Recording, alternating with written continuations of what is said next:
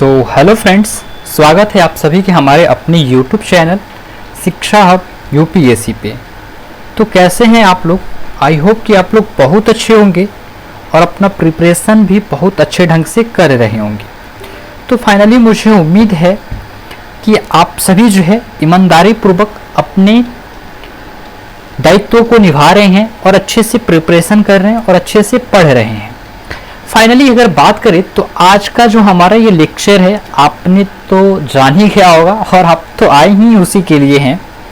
तो देखिए फाइनली हमने सोचा है कि चीज़ कि क्या करें हम कि इसी लेक्चर में इसी एक लेक्चर में ये जो चैप्टर हमारे बच चुके हैं, ये जो 3 चैप्टर हमारे बच चुके हैं, क्या है 3 चैप्टर जो है हमारे बच गए हैं हमारे 7वीं की एनसीईआरटी की। किसके? 7वीं की एनसीईआरटी की। इसको हम कवर कर लेते हैं इन 1 वीडियो में। ठीक है, क्या है 1 वीडियो में राइट।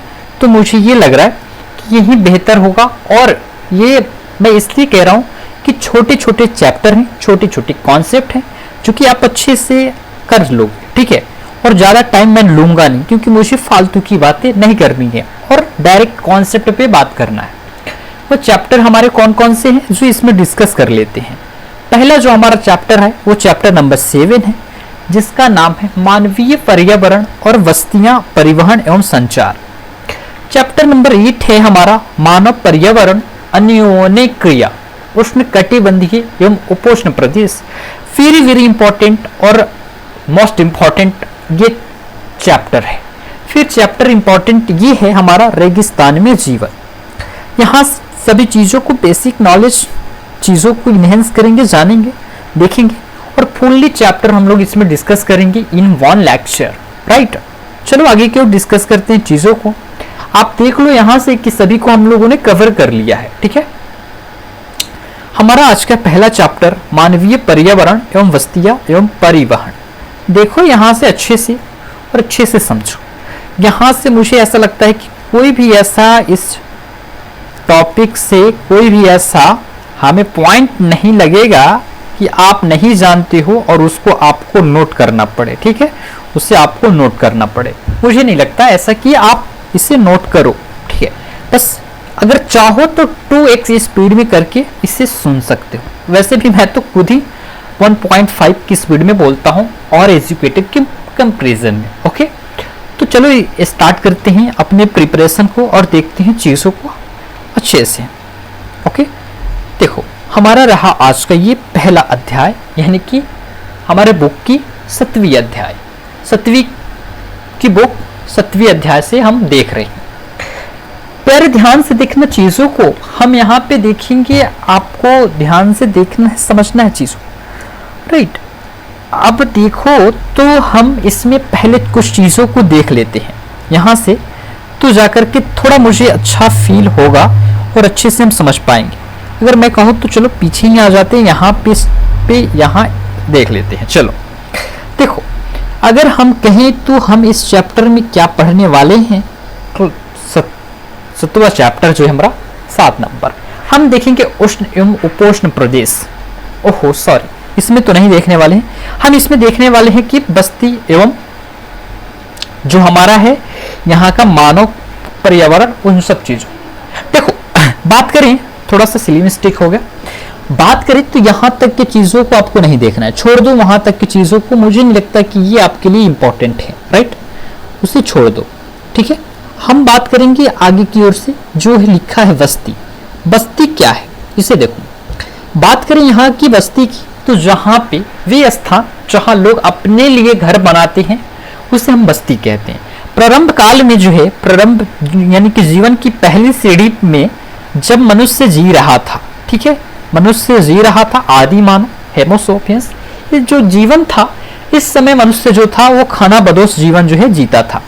लेकिन कुछ समय बाद उसे ज्ञात हुआ कि हमें जो है फसल उगाने चाहिए, वृक्ष पौधे रोपने चाहिए, उगाने चाहिए और उससे उगने वाले आहार को हमें जो है क्या करना चाहिए, भोजन बना करके ग्रहण करना चाहिए।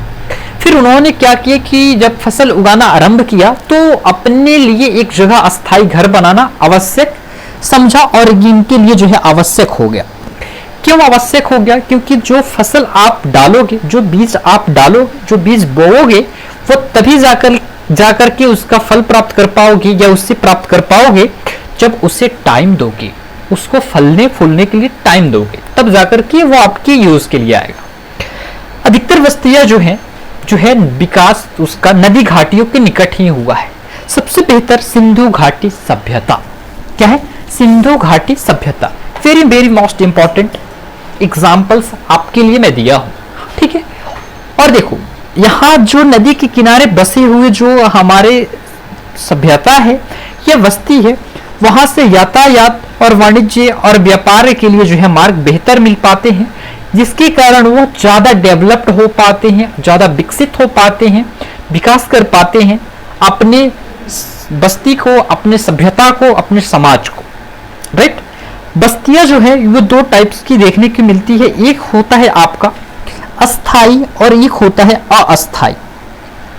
ओके, देखो जो बस्ती जो है कुछ समय के लिए बनाई जाती है, यानी कि कुछ दिनों के लिए, उन्हें अस्थाई कहते हैं। घने जंगल, गर्म एवं ठंडे रेगिस्तान तथा पर्वत के निवासी अक्सर अस्थाई बस्ती ही होती है। यानी कि बात करें तो घना जंगल हो, जहां गर्म हो एवं ठंडा रेगिस्तान हो, जैसे कि सहारा का रेगिस्तान आगे हम पढ़ने वाले हैं, इसको ले सकते हैं।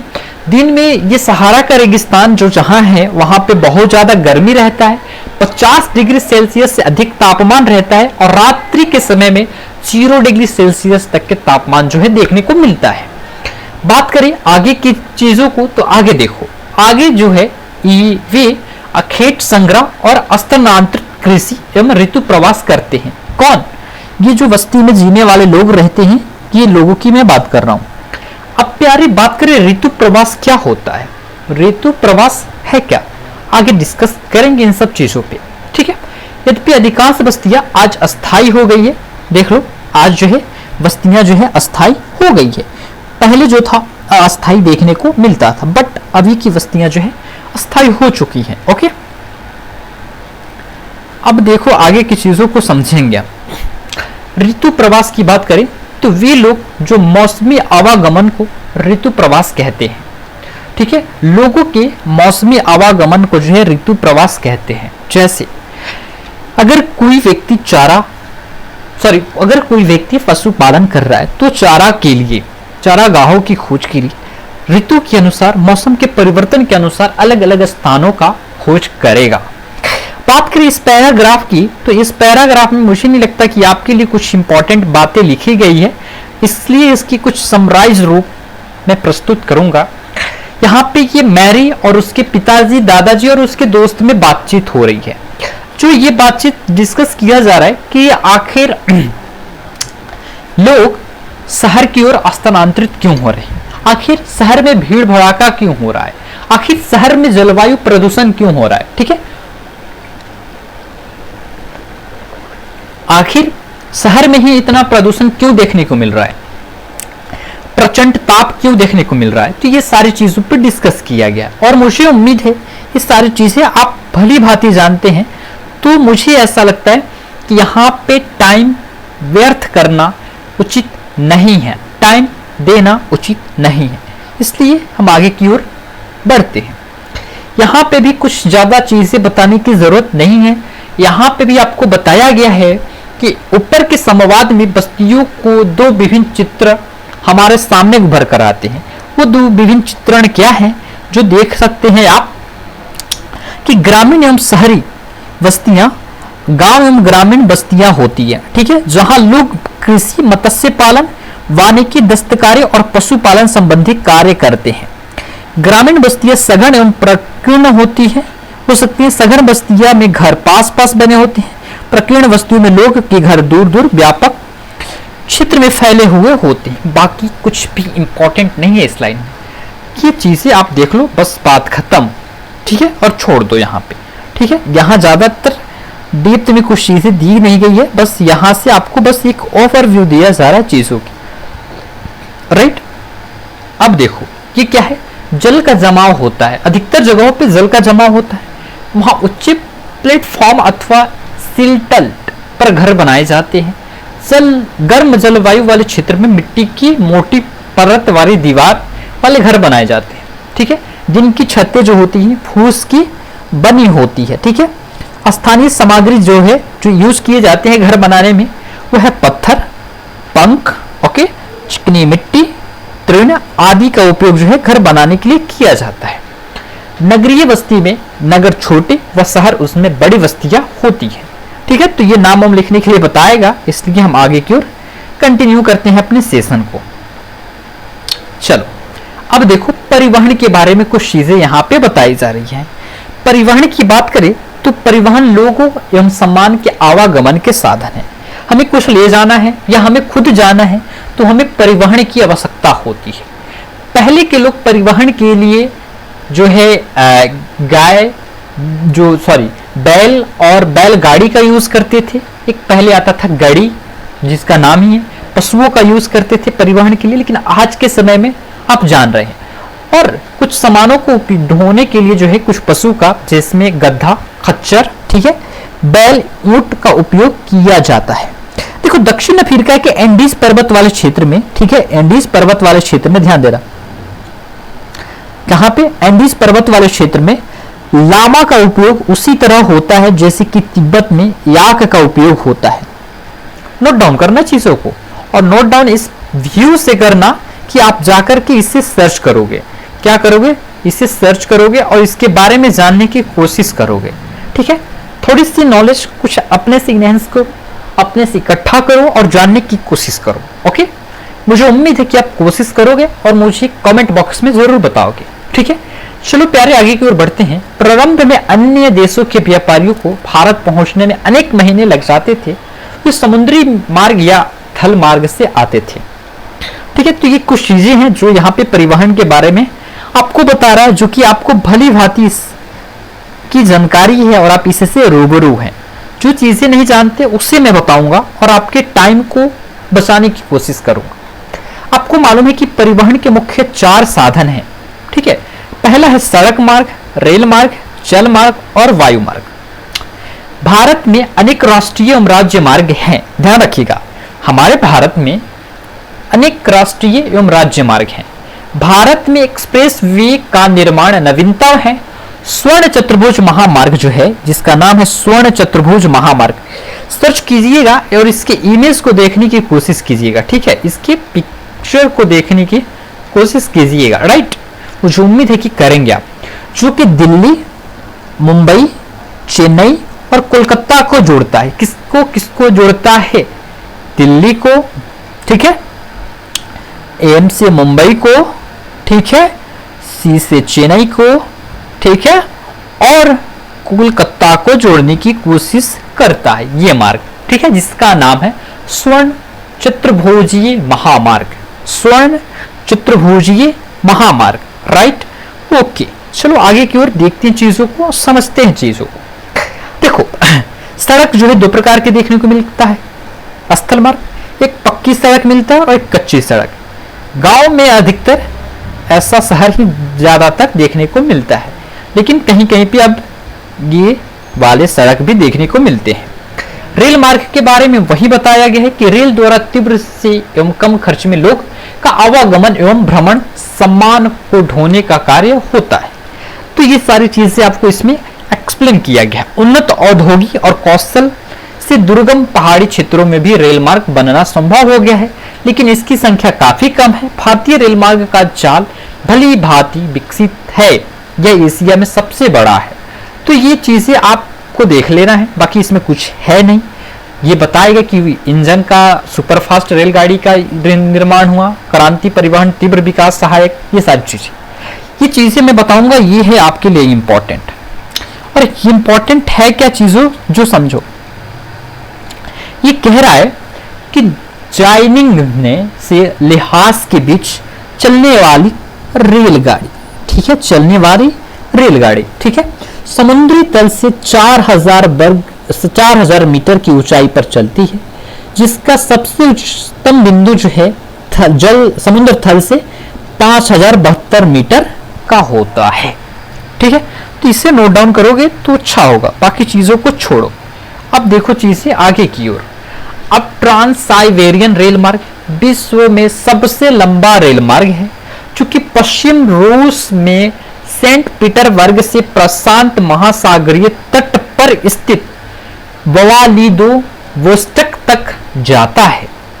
ठीक है, ये ट्रांस साइबेरियन रेल मार्ग का कुछ डायग्राम फॉर्म आपको जो है मैपिंग के माध्यम से जो है दिखाया है, जो कहां से कहां तक जाता है।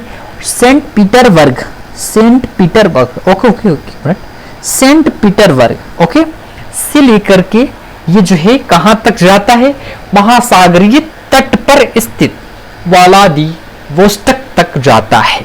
ओके, तो ये रेल मार्ग आप देख सकते हो कैसे कैसे कैसे कैसे इसकी जो है स्ट्रक्चरिंग है इसकी मार्ग की। अब देखो जल मार्ग की बात हो रही है यहाँ पे। अब वही बातें वही चीजें आप पहले पढ़ चुके हैं कि प्रारंभ समय में परिवहन के लिए जल मार्ग का उपयोग किया जाता था। अधिक दूरी में भारी एवं बड़े आकार वाले सामानों को ढोने के लिए जल मार्ग का सस्ता साधन होता था। वे मुख्यतः दो प्रकार के होते हैं, एक अंतर्देशीय जल मार्ग और एक समुद्री जल मार्ग। ठीक है, तो इन सब चीजों को समझो। ओके, तो ये है आपके इंपॉर्टेंट। नब्बे द्वीप एवं झीलों का उपयोग अंतर्देशीय जलमार्ग के लिए होता है। कुछ महत्वपूर्ण अंतर्देशीय जलमार्ग गंगा ब्रह्मपुत्र नदी तंत्र, उत्तरी अमेरिका में ग्रेट लेक एवं अफ्रीका की में नील नदी। तो ये चीजें हैं जो कि आपको समझना है। ओके ओके राइट, चलो आगे की ओर डिस्कस करते हैं आगे के लेक्चर को। वायु मार्ग में मैं कह दूं तो जो चीजें आप पढ़ लेना, बाकी कुछ नहीं है। ईंधन की लागत अधिक होने के कारण सर्वाधिक महंगा साधन है वायु मार्ग, ये सब जानते हो आप। ठीक है, तो इसलिए मैं यहाँ टाइम वेस्ट नहीं कर रहा हूँ। संचार क्या है? संचार हमारे एक दूसरे को जोड़ने की एक सुविधा है, जैसे कि टेलीविजन हो गया, टीवी हो गया, लैपटॉप हो गया, जितने भी इलेक्ट्रॉनिक गैजेट्स हैं ये क्या है? संचार के रूप में ही हम लोग यूज करते हैं। मोबाइल फोन अभी आया है जो कि इंटरनेट के माध्यम से जो है इलेक्ट्रॉनिक मेल या ईमेल को भेज सकता है। आज सेल्यूलोज फोन के द्वारा बेतार टेलीफोन संचार अत्यधिक लोकप्रिय हो गया है। यही मोबाइल की मैं बातें कर रहा हूं, जो कि आप घर बैठे बैठे इंटरनेट के माध्यम से अपने टिकट को आरक्षित कर सकते हैं, यानी कि आप अपने टिकट की बुकिंग कर सकते हैं अपने ही फोन से। ठीक है, बुकिंग कर सकते हैं अपने ही फोन से। होटल का टिकट, आपका अपना ट्रेन का टिकट, बस का टिकट, बात करें तो एरोप्लेन का टिकट, इस सारी चीजों की टिकट आप खुद ही बुक कर सकते हैं घर बैठे। क्यों? इंटरनेट की सुविधा के कारण। ठीक है, लोगों के बीच, लोगों की सेवाओं और संस्थाओं के बीच तीव्र गति आ गई है और तीव्र गति से हम सभी चीजों से संपर्क कर पा रहे हैं और हमारी टाइम की बचत हो रही है। ओके, अब हमारा चैप्टर यहीं पे ये होता है एंड। हमारा नेक्स्ट चैप्टर है 8 नंबर। बाकी इस चैप्टर को अच्छे से पढ़ो, अच्छे से समझो। इंपॉर्टेंट चैप्टर है, सॉरी 8 नंबर चैप्टर है, जिसका नाम है मानव पर्यावरण अन्योन्य क्रिया उष्णकटिबंधीय एवं उपोष्ण प्रदेश। प्यारे, इसमें हम देखेंगे उपोष्ण और उपोष्ण प्रदेश की बात करें, उपोष्ण कटिबंधीय एवं उपोष्ण प्रदेश की बात करें तो इसमें हम दो चीजों को ज्यादातर चीज करके देखने वाले हैं। पहला तो हम देखेंगे इसमें हमारा होगा लाइफ द अमेजन बेसिन। ठीक है, लाइफ LIFE, लाइफ इन, ठीक है, द, ठीक है, अमेजन बेसिन। ठीक है, अमेजन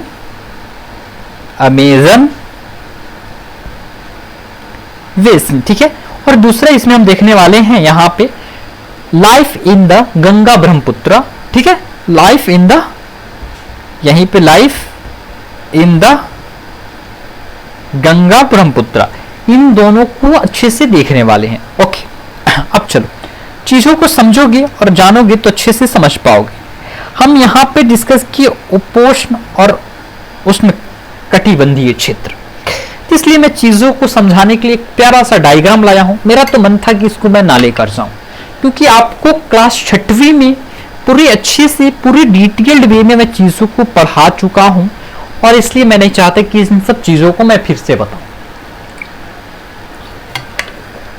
लेकिन फिर भी मैं बताने की कोशिश कर रहा हूं। देखो, ये आपका अर्थ है ठीक है। और अर्थ होने के कारण जो है आपको मालूम है कि 0 डिग्री इक्वेटर, ये ट्रॉपिक ऑफ क्या है, कैंसर, ये ट्रॉपिक ऑफ कैप्रिकॉन, तो ये चीजों को समझ रहे हो।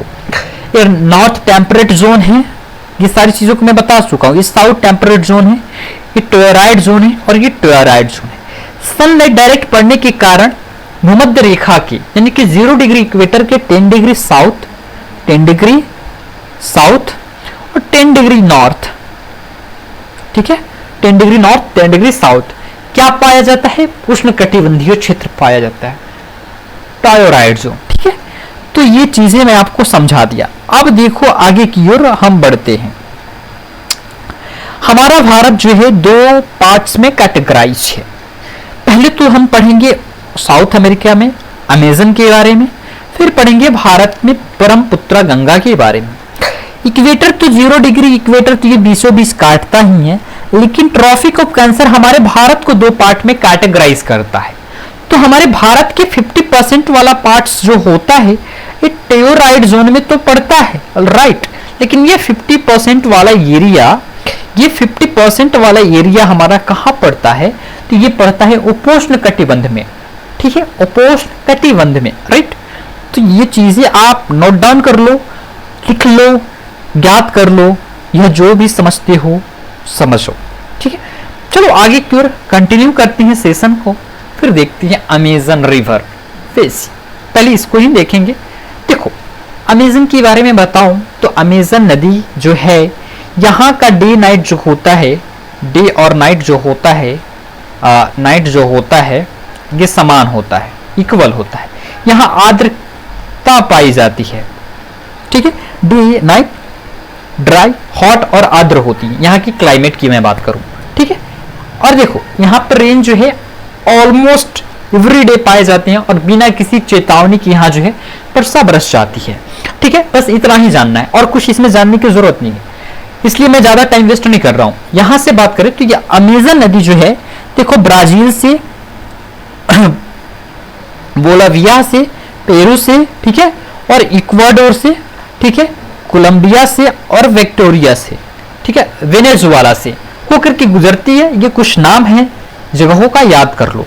0 डिग्री इक्वेटर इसी से होकर गुजरता है और 0 डिग्री से सटे हुए जो है ये हमारा आता है, एक है इक्वाडोर कौन है, पहले है हमारा इक्वाडोर जो 0 डिग्री इक्वेटर से सटा हुआ है, कोलंबिया है, ठीक है, और आपका कोलंबिया है और ये ब्राजील है, ओके।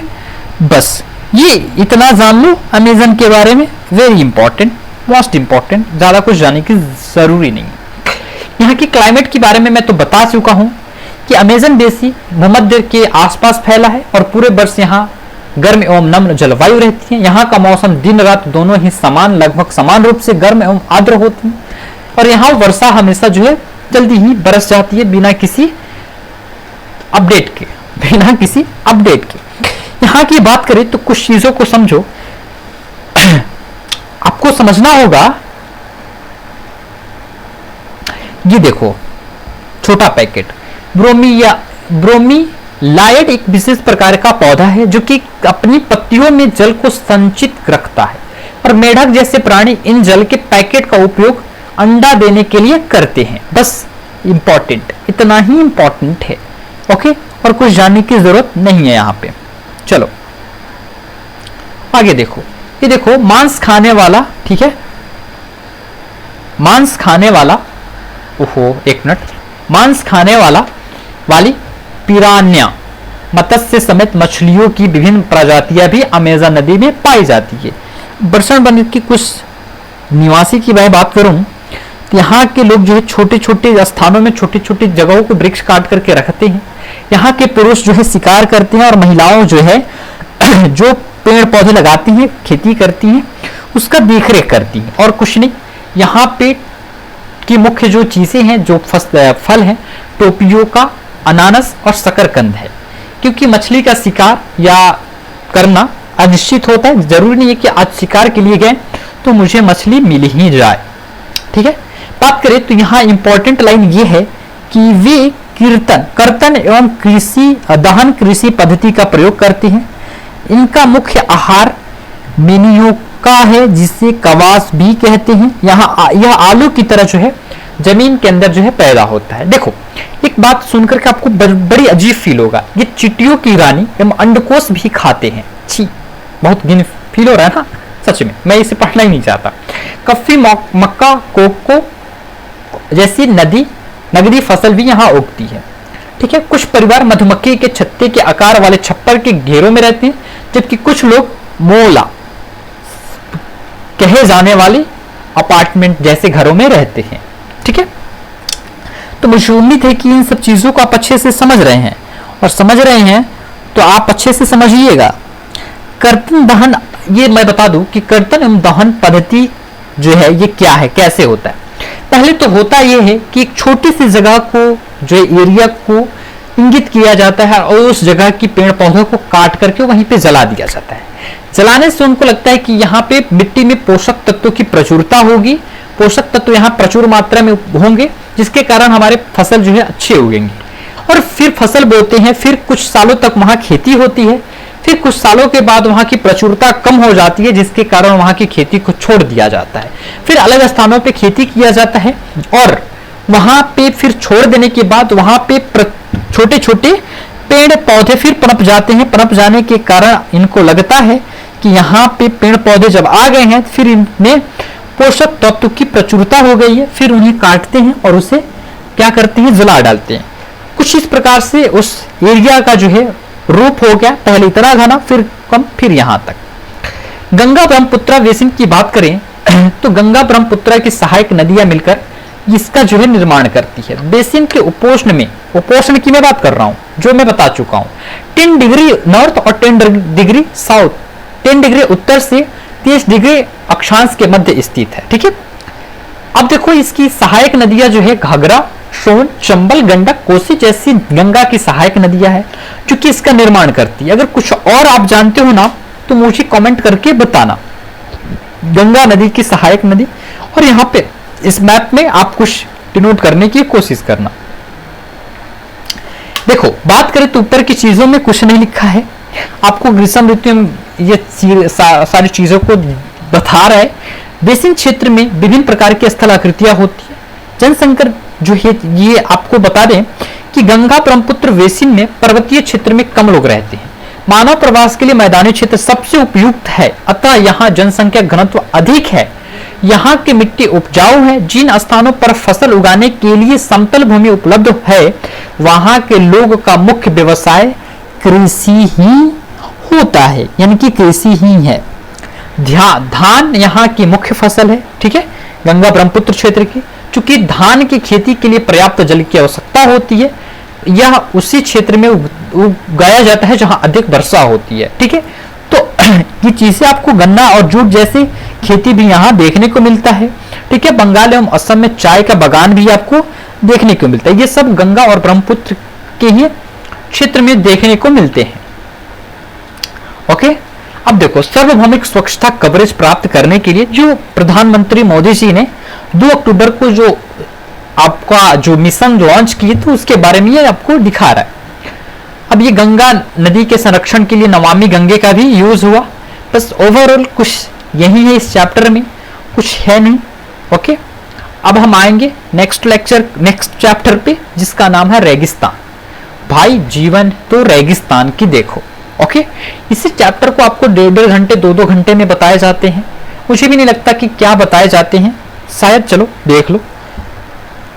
देखो हम आपको बताएं तो आप ये सोच रहे होंगे, आप जान रहे होंगे क्या आप ये सोच पा रहे होंगे कि जीवन जहां जिया जा रहा है वहां पे पानी पीने के लिए लोग तरसते हैं, वहां पे भी जीवन इंसान जी रहा है। अब हम विश्व के उन स्थलों के बारे में पढ़ेंगे जहां लोग अत्यधिक कष्टकारी तापमान में भी जीवन सुख सीख चुके हैं जीना। इसमें कुछ स्थान आग की तरह तो गर्म है तो कुछ बर्फ से की तरह ठंडी। वे विश्व की रेगिस्तान क्षेत्र हैं। इन क्षेत्रों में कम वर्षा, विरल वनस्पति एवं चरम तापमान होते हैं। तापमान के आधार पर रेगिस्तान गर्म एवं ठंडा हो सकते हैं। चलो देखो, गर्म रेगिस्तान सहारा रेगिस्तान विश्व एवं अफ्रीका महाद्वीप के मानचित्र को देखने के लिए बोल रहे हैं। छोड़ो, विश्व का सबसे बड़ा रेगिस्तान जो हाईलाइट किया उसे देखना, ये लगभग 8.54 लाख वर्ग किलोमीटर में फैला हुआ है। क्या आपको याद है कि भारत का क्षेत्रफल 3.2 लाख वर्ग किलोमीटर है? सहारा रेगिस्तान 11 देशों से घिरा हुआ है, मैं अभी बताऊंगा।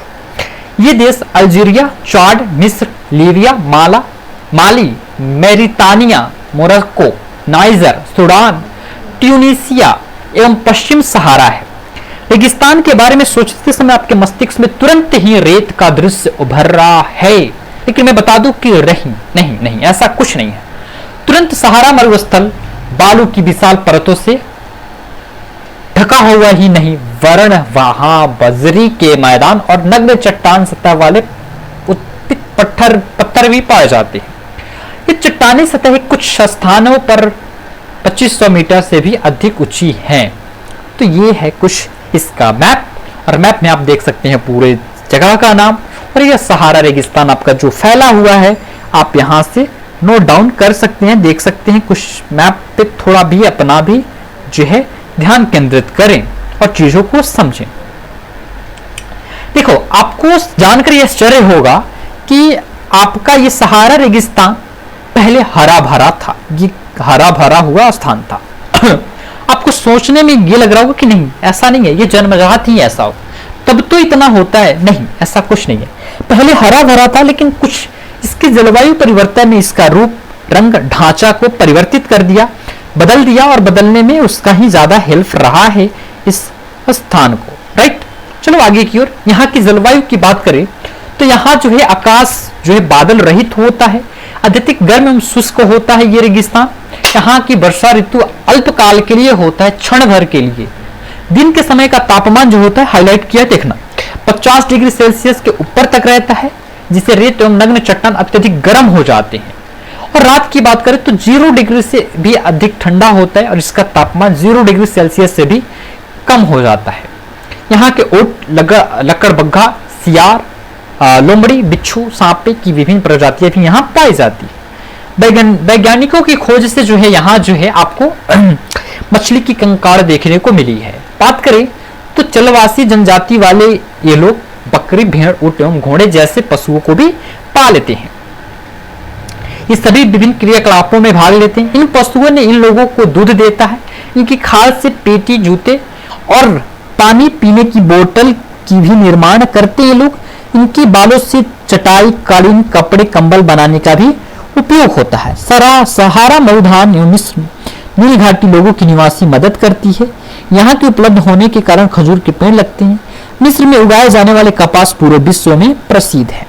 तेल के खोज संपूर्ण विश्व में अत्यधिक मांग वाले इस उत्पादन का अल्जीरिया, लीबिया एवं मिस्र में होने के कारण सहारा रेगिस्तान में तेजी से परिवर्तन हो रहा है। ठीक है, तेजी से परिवर्तन हो रहा है। इस क्षेत्र में प्राप्त अन्य महत्वपूर्ण खनिजों में लोहा, फास्फोरस, मैग्नीशियम एवं यूरेनियम शामिल है। राइट, यहाँ की सहारा संस्कृति जीवन शैली में भी परिवर्तन हो रहा है।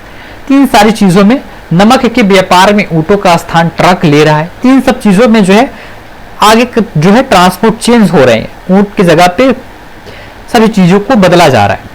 लद्दाख को खापा चाभी कहते हैं, याद रखना, वेरी वेरी इंपॉर्टेंट वर्ड है ये, जिसका अर्थ हिम भूमि होता है। ठीक है, हिम भूमि होता है। क्रिकेट का सबसे अच्छा बल्ला सरपत यानी कि विल्लो पेड़ की लकड़ी से बनता है, याद रखना इन सब चीजों को।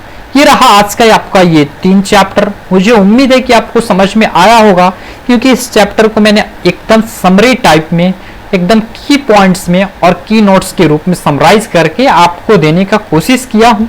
मुझे उम्मीद है कि आपको अच्छा लगेगा और लगा होगा तो प्लीज जाते जाते इस वीडियो को लाइक कर दीजिएगा, और लाइक करके जो है चैनल को सब्सक्राइब करके वीडियोस को शेयर कर दीजिएगा। तो आज के लिए इतना ही रहने देते हैं, तब तक के लिए सभी को थैंक यू, जय हिंद, बाबा प्यारे dear student and love you. ठीक है, चलिए फिर मिलते हैं नेक्स्ट लेक्चर के साथ, तब तक के लिए इतना ही रहने देते हैं, बाय बाय।